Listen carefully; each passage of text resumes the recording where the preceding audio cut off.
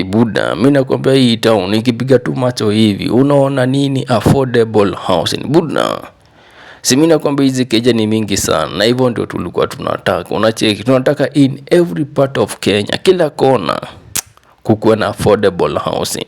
So hizi makeja zinakuja na advantages na disadvantages. Tukianza na disadvantages, Buda, hizi nyumba ni mob. Hizi keja ni mob sana na bado zinajengwa zingine mingi sana. So utapata wale wamebuy ni wachache sana na makeja ni mingi. So unapata pia ile pande ingine landlord wenye wako na manyumba za kawaida hawana wateja.